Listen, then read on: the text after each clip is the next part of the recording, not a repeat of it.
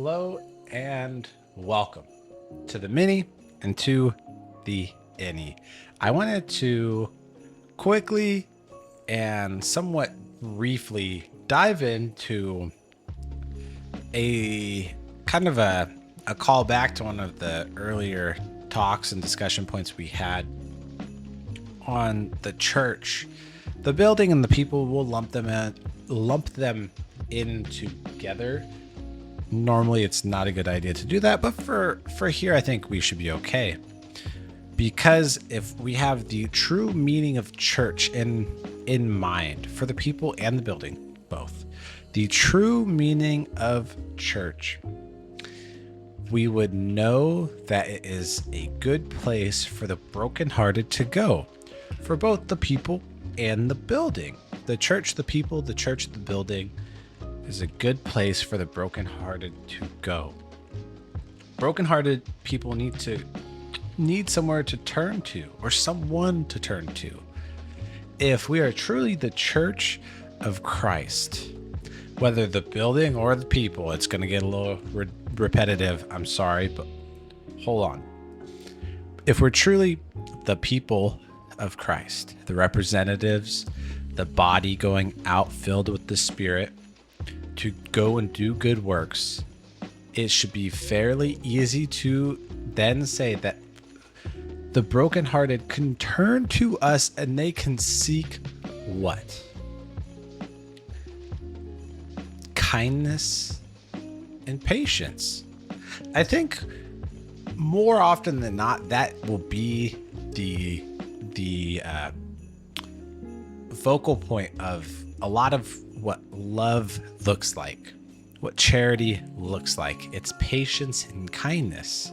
That's derived from the 1 Corinthians. If you really know it, I'll get into that a little bit further down the road.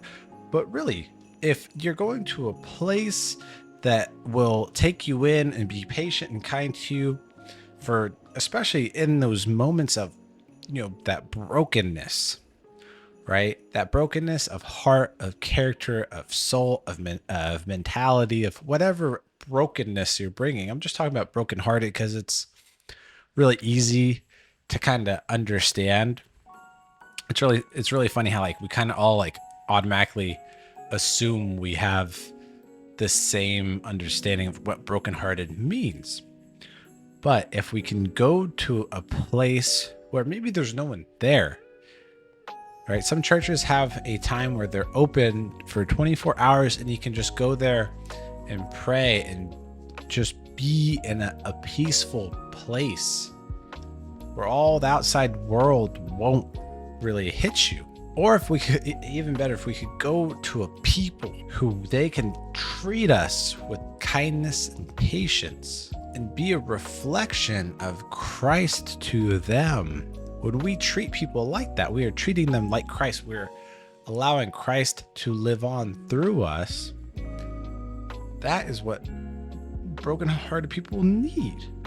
We need to be ready and be willing to make this place good for them. What is this place? Any location, whether it's on the internet, on social media, on, radio wavelengths, in person, in the store, in the drive-thru, in good times and bad.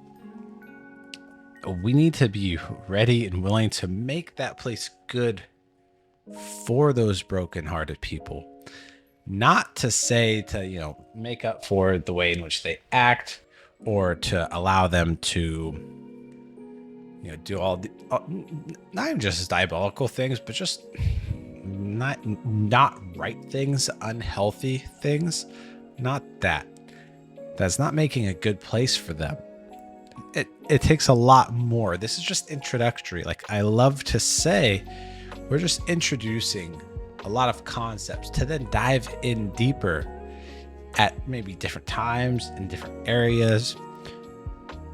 But for today, it's really just introducing the reality. Maybe that's us. Maybe that's you. Maybe you're the brokenhearted person who's hoping to find some sense of relief.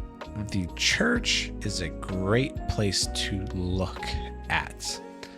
I'm not going to forget the fact that the church might be the reason for such a thing, or it could be a cause of it, or just has so many negative connections that you just don't think about that. But the church might be the place for you to turn. And I highly encourage you to look deeper, to find that place. The church should be a place for the brokenhearted to go back and be put back together to then help the next person. That's all I have for you. I hope you enjoyed this. Take care.